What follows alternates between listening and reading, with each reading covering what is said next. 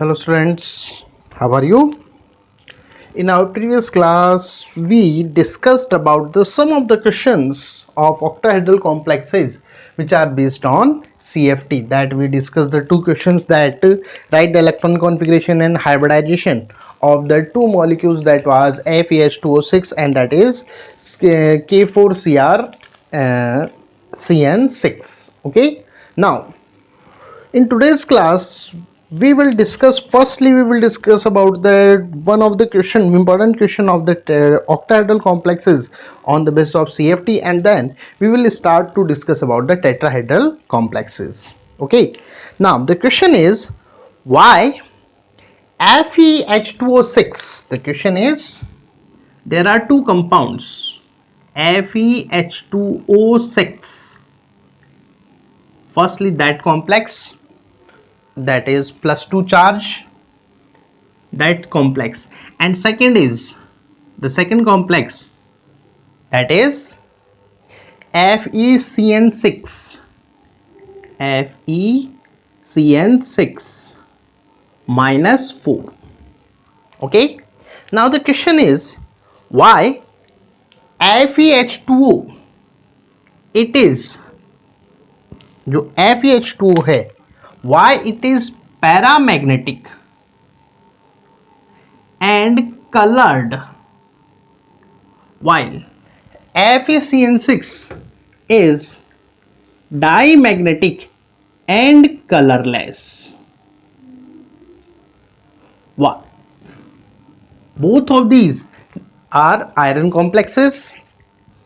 Okay, तो question जो है, अच्छा इसमें अगर अपन बात करें तो इसमें भी आयरन +2 स्टेट में है और इसमें भी आयरन कौन सी स्टेट में है, +2. You can easily calculate. H2O पर चार्ज 0, दैट इज 6. H2O पर चार्ज कितना होता है, 0. 6 के ऊपर 0, 0 इंटू 6 तो 0 हो गया. अब इसके ऊपर जितना चार्ज है वही ये बचेगा, तो दैट इज +2. इसमें बात करें तो साइनाइड पे होता है -1, तो 6 के कारण से -6. अब -6 में अब इसके ऊपर जितना चार्ज होगा और उसका -6 जोड़ोगे तो -4 आएगा. अब +2 जुड़ेगा तभी तो -6 का -4 बनेगा, तो इस पर भी कितना है, that is +2.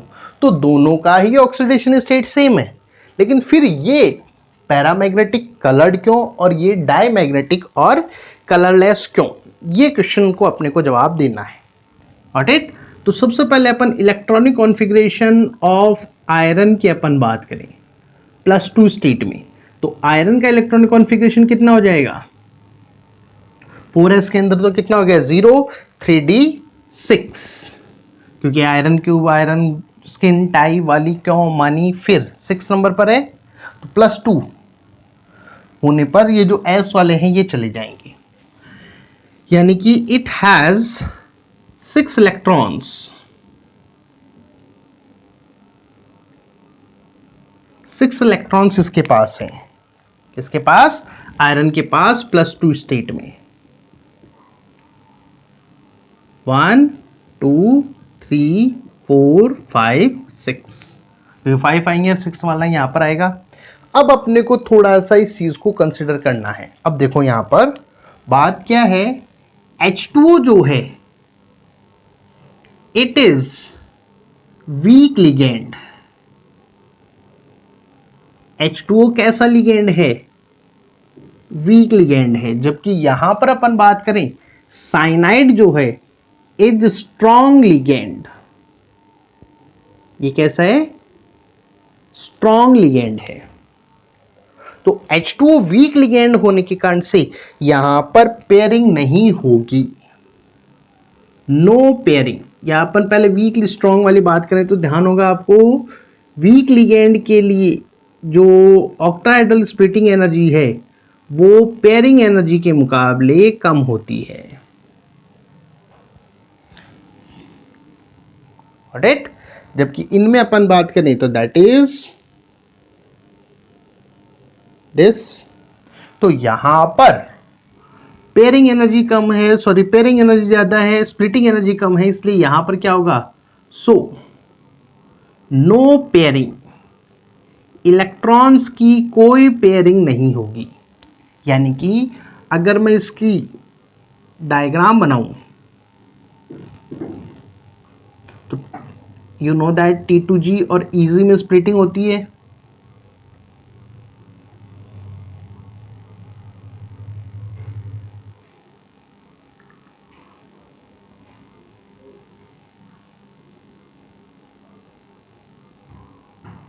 That is T2G and that is EZ। अब ये 6 इलेक्ट्रॉन जब आप इसमें फिल करेंगे तो कैसे जाएंगे ये 1 2 3 4 5 नाउ दैट इज 6। अच्छा, इसमें अपन बात करेंगे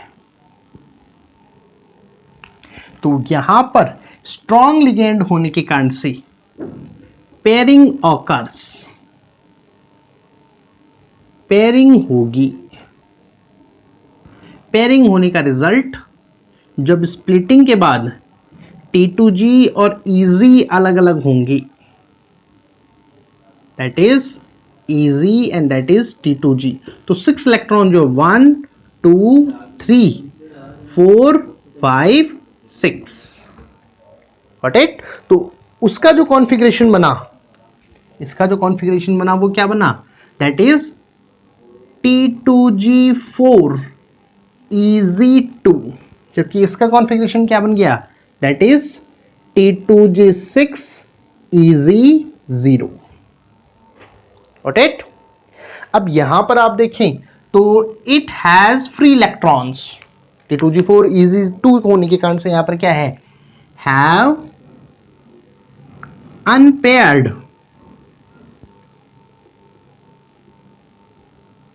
हैव अनपेयर्ड इलेक्ट्रॉन्स। इसके पास अनपेयर्ड इलेक्ट्रॉन्स है, जबकि इसके पास do not have free electron या अनपेयर्ड इलेक्ट्रॉन, अनपेयर्ड इलेक्ट्रॉन्स। इसके पास अनपेयर्ड इलेक्ट्रॉन है, इसके पास अनपेयर्ड इलेक्ट्रॉन्स नहीं है गॉट इट। तो अनपेयर्ड इलेक्ट्रॉन्स ना होने के कारण से जो फ्री इलेक्ट्रॉन्स नहीं है, अच्छा अनपेयर्ड इलेक्ट्रॉन भी आप काउंट कर सकते हैं 1 2 3 4, तो आप लिख सकते हो, चाहो तो ये भी लिख सकते हो 4 अनपेयर्ड इलेक्ट्रॉन्स इसके पास हैं, जबकि इसके पास कोई भी अनपेयर्ड इलेक्ट्रॉन्स प्रेजेंट नहीं है। तो अनपेयर्ड इलेक्ट्रॉन्स की प्रेजेंस के कारण से यू नो दैट जब इलेक्ट्रॉन्स अनपेयर्ड इलेक्ट्रॉन प्रेजेंट होते हैं तो नेचर वाइज कैसा होता है, that is so it is para magnetic and coloured, paramagnetic और ये कैसा हो जाता है, दैट इज कलर्ड। जबकि इसके अंदर अपन बात करें तो दैट इज कैसा होगा, diamagnetic and colourless, diamagnetic and colourless okay. अगर आप इसको और आप एक्सप्लेन करना चाहते हो तो you can easily explain more about it. यहां पर पेयर्ड अनपेयर्ड इलेक्ट्रॉन से तो that is high spin complex, कैसा बनेगा ये हाई स्पिन कॉम्प्लेक्स, और इसके अंदर इलेक्ट्रॉन सारे के सारे पेयर्ड आ गए तो that is low spin complex. अगर आप और कंपेयर करना चाहते हो, अपना पॉइंट तो वैसे पूरा हो गया, अगर आप और कंपेयर करना चाहते हो तो यहां पर देखें तो इसके पास कोई भी वैकेंट डी ऑर्बिटल नहीं है, इसलिए इसमें हाइब्रिडाइजेशन कौन सा होगा, sp3d2 हाइब्रिडाइजेशन, जबकि इसके अंदर वैकेंट डी ऑर्बिटल है इसलिए कौन से में जाएगा ये d2 sp3 हाइब्रिडाइजेशन। तो अगर कंपेयर करें तो अपन ऐसे कर सकते हैं, अपना क्वेश्चन का आंसर यहीं तक था, that one got it, understand now. अब इसके बाद अपन बात करते हैं that is crystal field splitting in tetrahedral complexes. ये क्वेश्चन मेरे हिसाब से समझ में आ गया होगा आपको। अब अपन बात करते हैं CFT ऑफ टेट्राहेड्रल कॉम्प्लेक्सेस।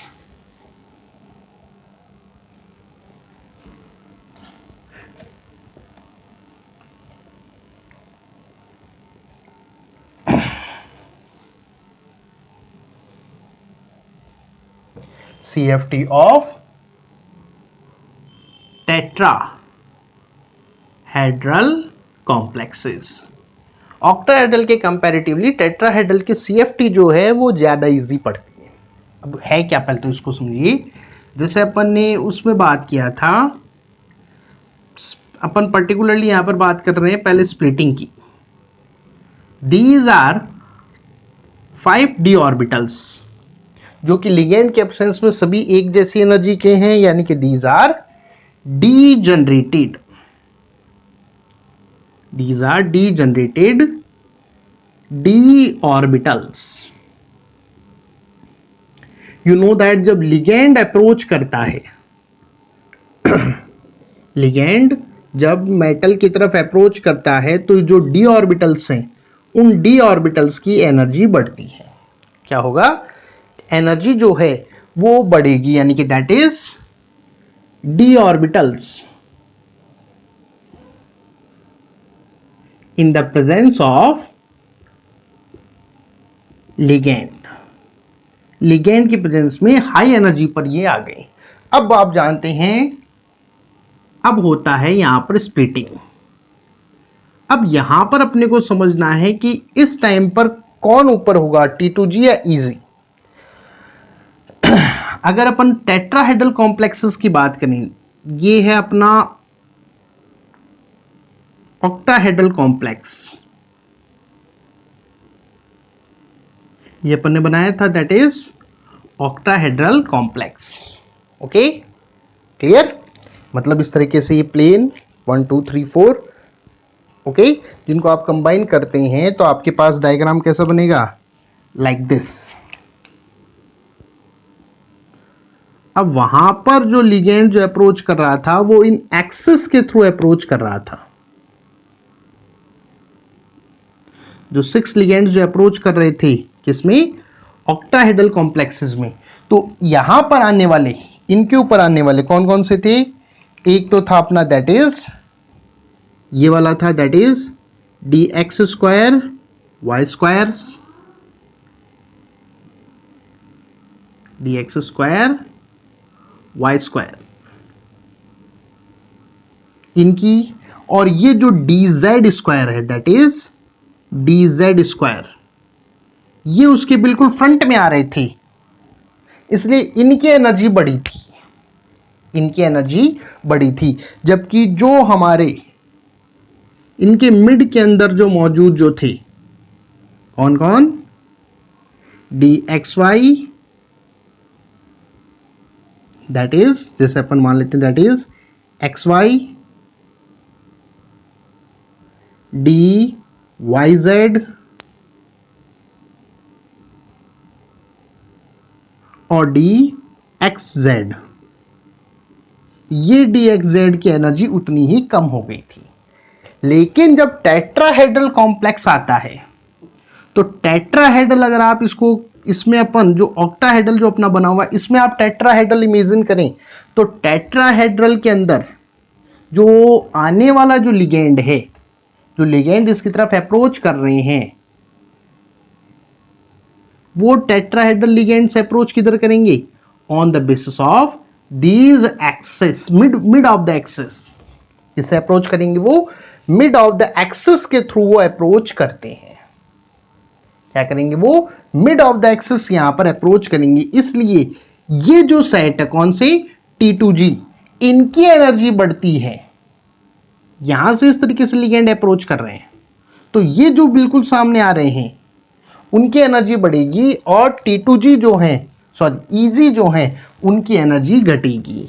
यानी कि यहां पर अपन बात करें तो in the case of the tetrahedral complexes, tetrahedral complexes में T2G जो है उनकी रिपल्शन के कारण से एनर्जी बढ़ती है, जबकि EG जो है उनकी एनर्जी कम हो जाती है।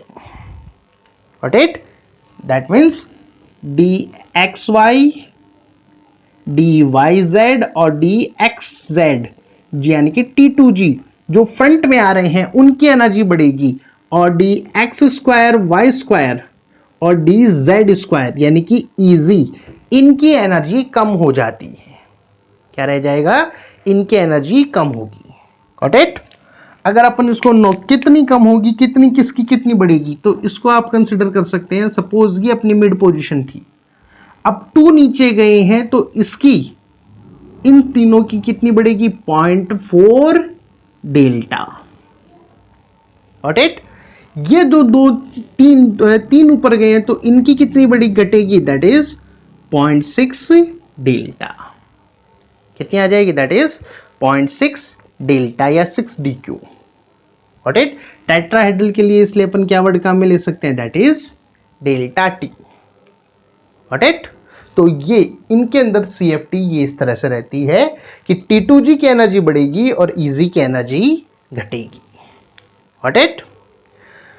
फॉर टेट्राहेड्रल कॉम्प्लेक्सेस में हमेशा याद रखना, जो डेल्टा स्प्लिटिंग एनर्जी और pairing energy sorry that is delta T जो है, इट इज अगर अपन इसमें बात करें तो डेल्टा टी जो है इट इज यहां पर जो पेयरिंग एनर्जी है वो हमेशा यहां पर हायर होती है। क्या रहेगी, यहां पर हायर। इसलिए यहां पर स्ट्रॉन्ग वीक का कोई इंपैक्ट यहां पर नहीं होता। Got it. इनके लिए कोई जो पेयरिंग है वो पॉसिबल नहीं होती, चाहे स्ट्रॉन्ग लिगेंड हो चाहे वीक लिगेंड हो। Got it. इसलिए अगर अपन इनका इलेक्ट्रॉन कॉन्फ़िगरेशन लिखें, जैसे अपन स्टार्ट करते हैं D1 D2 D3 D4 D5, 5 का अपन लिख लेते हैं पहले, तो चाहे वो स्ट्रॉन्ग लिगेंड हो चाहे वीक लिगेंड हो,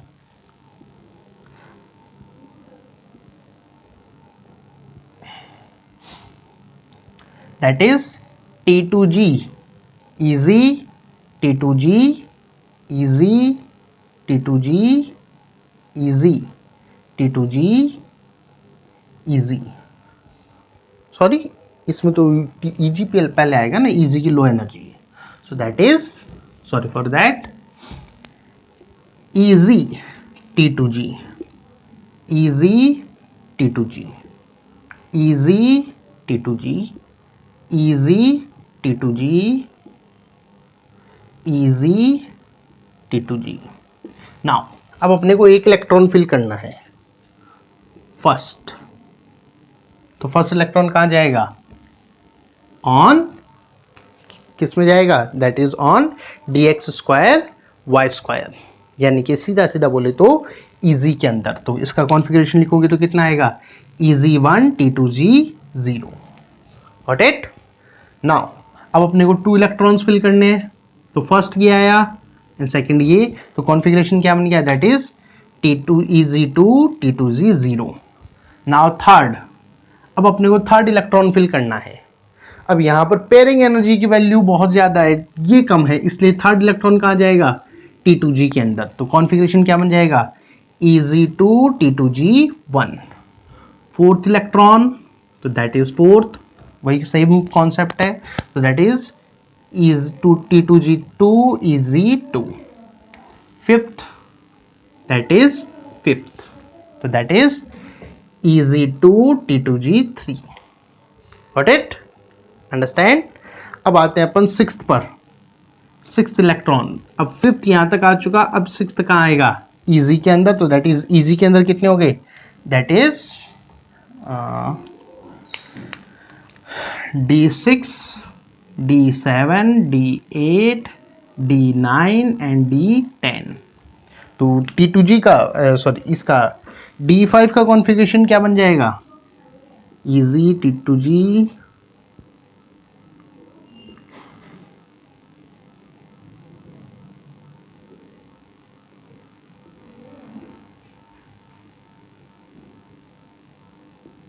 कितना बजाएगा D6 का। Now how many electrons, 3 in EG and T2G has 2। okay, D7 that is 7th, so that is, तो कॉन्फ़िगरेशन क्या बन जाएगा, EG4 T2G 2। okay, now D8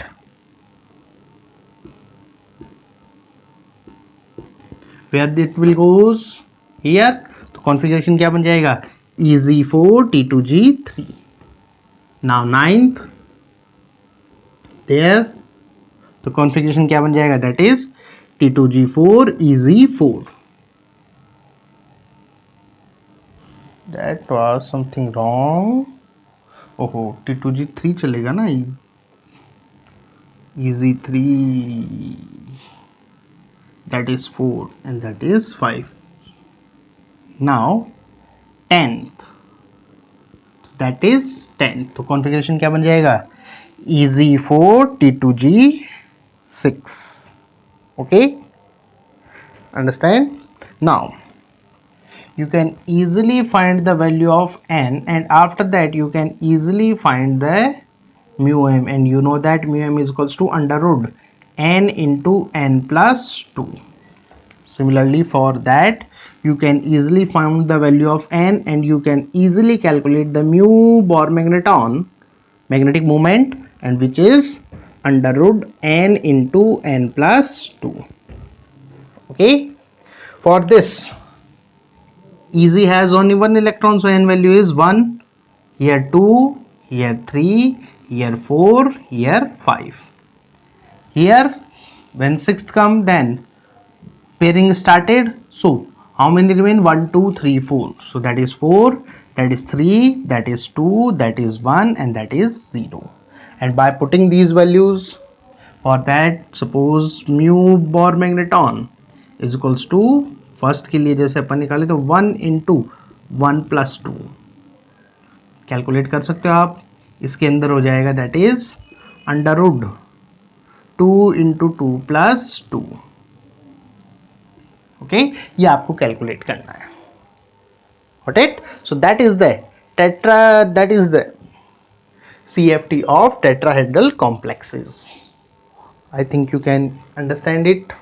Okay, now some of the small topics related with that.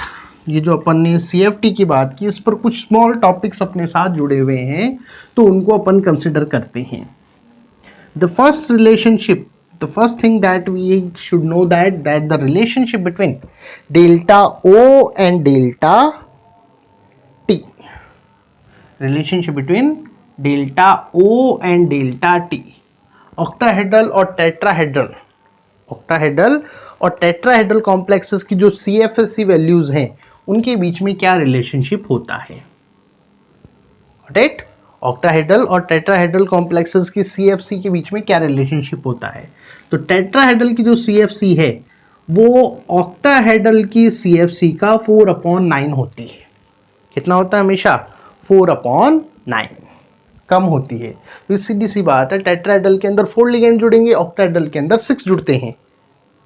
Right, तो definitely उतना ही repulsion कम होगा, तो CFSE की value उतनी ही यहां पर डिक्रीज्ड होती जाती है. राइट, नेक्स्ट जो आता है that is calculation of CFSE values. CFSE values का कैलकुलेशन अपन कैसे करें.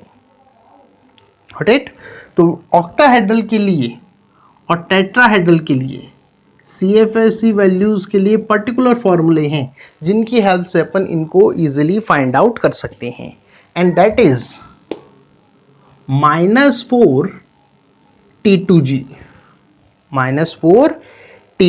n into n T2G -4 n T2G, यानी कि T2G के अंदर कितने इलेक्ट्रॉन है. n का मतलब क्या है, number of electrons in T2G. n का मीन्स क्या है, number of electrons in T2G plus that is 6n EZ. कितने इलेक्ट्रॉन्स EZ के अंदर है. तो इस इक्वेशन की हेल्प से अपन जो भी अपनी डेल्टा जो है DQ के अंदर उसकी वैल्यू अपन फाइंड आउट कर सकते हैं. Got it. टेट्राहेड्रल के केस में अपन चलें तो टेट्राहेड्रल के केस में that is 6n T2G, 6n EZ, 6n EZ -4n T2G, -4n T2G पहले आएगा क्योंकि वो बदला है ना, easy. So that is the formula of calculation of energy in tetrahedral and octahedral complexes. Okay, अब जैसा इक्वेशन है उसके थ्रू अपन सपोज इसको कैलकुलेट करते हैं। Calculate CFSE for D4 configuration। D4 configuration के लिए, D4 जो कॉन्फ़िगरेशन है उसके लिए अपने को यहां पर इसको कैलकुलेट करना है, और ऑक्टाहेड्रल कॉम्प्लेक्स मान लेते हैं अपन CFSE, या सीधा सीधा ऐसे लिख देता हूं delta O for D4 configuration. अब D4 कॉन्फ़िगरेशन में अब देखो यहां पर कहीं पर भी अपने को स्ट्रॉन्ग वीक लिगेंड के बारे में नहीं बताया, और यू नो दैट स्ट्रॉन्ग होता है तब केस अलग होता है, वीक के अंदर कॉन्फ़िगरेशन अलग हो जाता है। तो स्ट्रॉन्ग और वीक के बारे में अपने को कोई इंडिकेशन नहीं दिया है, इसलिए अपने को दोनों का कैलकुलेट यहां पर करना पड़ेगा, in the presence of strong ligand, in the presence of week ligand. And you know that in the presence of the strong ligand की प्रेजेंस में अपन बात करें तो जो कॉन्फ़िगरेशन बनता है D4 का वो कितना बनेगा, दैट इज T2G4 इजी 0, जबकि वीक अगर है तो you know that T2G3 easy 1। Got it, understand. तो इसके लिए आप CFSE निकालें तो delta O octahedral -4n T2G, कितने T2G में 4 multiplied by 4, okay, plus 6 multiplied by कितना, इजी के अंदर कितने 0। गॉट इट, कैलकुलेट करोगे तो कितना आ जाएगा -16 डेल्टा Q DQ, ये आ गई इसकी CFSE। ओके, इसके लिए अपन निकालें तो दैट इज ये कितना हो जाएगा, delta O is equals to -4 क्योंकि ऑक्टाहेड्रल है, T2G के अंदर कितने हैं 3 प्लस 6, n की इसकी वैल्यू कितनी 1, यानी कितनी हो जाएगी -12 प्लस 6, यानी कितनी हो जाएगी -6 DQ। Got it. तो इस तरीके से अपन किसी भी जो कॉम्प्लेक्स है, चाहे वो टेट्राहेड्रल कॉम्प्लेक्स हो चाहे वो ऑक्टाहेड्रल कॉम्प्लेक्स हो, उसके लिए अपन यहाँ पर CFT इजीली फाइंड आउट कर सकते हैं। Got it, understand. अब एक छोटा सा टॉपिक और बचता है CFT के ऊपर, उसको भी अपन फटाफट कंप्लीट कर लेते हैं। उसके बाद अपनी कॉम्प्लेक्सेस की स्टेबिलिटी का एक टॉपिक बचेगा, तो वो अपन नेक्स्ट क्लास में कंसिडर करेंगे। That is colour of complexes. जो कॉम्प्लेक्सेस हैं उन कॉम्प्लेक्सेस का कलर किस तरीके से डिसाइड होता है। Got it. अगर CFT के अकॉर्डिंग बात करें तो किसी भी मटेरियल का, किसी भी कॉम्प्लेक्स का कलर लिगेंड के टाइप एंड स्प्लिटिंग के ऊपर डिपेंड करता है कि उसके कारण से कितने स्प्लिटिंग है। क्योंकि अगर स्प्लिटिंग कम है यानी कि वीक है, तो अभी जैसे अपन ने बात किया, सिंपल से बोले तो D4 का ही बात करें अपन, D4 का भी आपने देखा था वीक लिगेंड था तब बना था T2G3 जबकि स्ट्रॉन्ग लिगेंड था तब बना था T2G4 तो एक तो इस पर डिपेंड करेगा type of ligand and splitting, और सेकंड डिपेंड करता है DD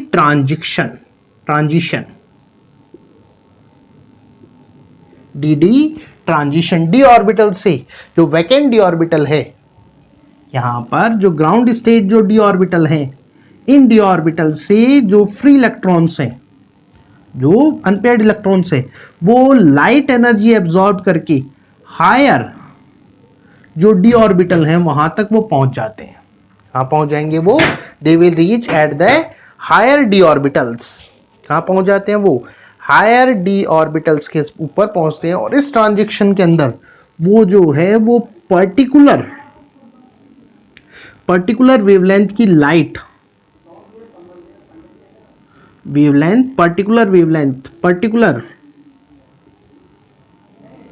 लाइट, या अपन सीधा सीधा बोल सकते हैं लाइट ऑफ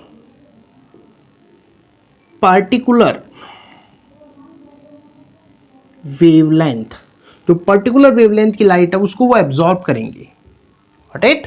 तो ये जो ट्रांजिशन होगा उसमें जो पर्टिकुलर वेवलेंथ की लाइट जो उसने एब्जॉर्ब किया तो उसका कंपोनेंट कलर हमें विजुअलाइज होता है। ये जो पर्टिकुलर वेवलेंथ है उस कलर का कंपोनेंट कलर हमें दिखाई देता है। सिंपल सा इसको समझना, ये कोई कॉम्प्लेक्स है, इसके ऊपर व्हाइट लाइट डल रही है।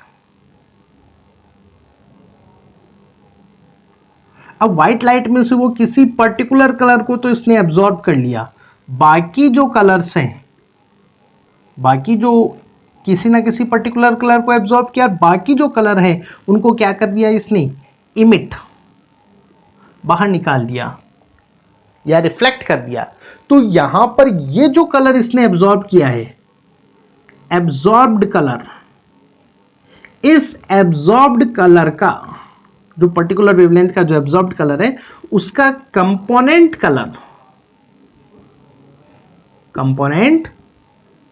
कलर हमें इस ऑब्जेक्ट का दिखाई देगा या इस कॉम्प्लेक्स का हमें दिखाई देता है, राइट। अभी कंपोनेंट कलर्स क्या हैं, तो सिंपल सी बात है, that is VIB GYOR, VIB GYOR, right. Red और blue, these are component colours. Red और ब्लू क्या है, कंपोनेंट कलर्स, ओके। इसी तरह से अपन बात करें तो जो इंडिगो और येलो जो हैं, 1 मिनट, इसको ऐसा नहीं, अपन थोड़ा सा सिंपल लैंग्वेज में, क्योंकि वरना कंफ्यूजन रहेगा आपके माइंड में। अगर अपन जैसे कलर्स की अपन बात करें, एब्जॉर्ब्ड कलर और उसका कंपोनेंट अपने को क्या दिखाई देगा, एब्जॉर्ब्ड कलर में भी रेड, क्या हो सकता है, रेड हो सकता है, वॉयलेट हो सकता है, कौन कौन से हैं, वॉयलेट हो सकता है, अल्ट्रा वॉयलेट जिसको बोलते हैं, येलो, ग्रीन, येलो है, ग्रीन है, और ब्लू, ये पर्टिकुलर जो 5 कलर्स हैं उनके कंपोनेंट कलर्स पे अपन चलें तो अगर रेड है तो रेड का कंपोनेंट कलर होता है ब्लू। रेड का क्या आएगा, ब्लू, व्हाट इट, ब्लू का होता है रेड, लेकिन रेड पूरा वैसे नहीं दिखता, ये अपने को दिखता है येलो ऑरेंज। कैसा दिखाई देगा, येलो ऑरेंज कलर अपने को दिखाई देता है। वॉयलेट जब एब्जॉर्ब किया जाता है तो उसके कारण से पैल येलो या सिंपल येलो ही बहुत है वैसे तो, पैल येलो कलर अपने को दिखाई देता है। कैसा दिखाई देगा, पेल येलो कलर। और वॉयलेट येलो का जब ऑब्जॉर्ब किया जाता है तो उसके कारण से पर्पल कलर, कौन सा कलर, पर्पल कलर अपने को दिखाई देता है। ग्रीनिश या ग्रीन कलर को जब ऑब्जॉर्ब किया जाता है तो यहां पर ब्लूइश जो रेड है, ब्लूइश रेड कलर अपने को यहां पर दिखाई देता है, या बुक में जैसे लिखा हुआ है तो उसको अपन बोले तो that is red blue colour अपने को यहां पर दिखाई देता है, गॉट इट। तो दीज आर कंपोनेंट कलर्स, यानी कि अगर ये एब्जॉर्ब किया जाएगा तो ये दिखेगा, ये एब्जॉर्ब होगा तो ये, इस तरीके से ये कंपोनेंट कलर्स हैं। तो यहां पर कौन सा वेवलेंथ का एब्जॉर्प्शन किया जा रहा है उसी के अकॉर्डिंग हमें यहां पर कंपोनेंट कलर्स दिखाई देते हैं, got it. Now that is CFT। About the stability of complexes we will discuss in next class. Hope you like it. Thank you.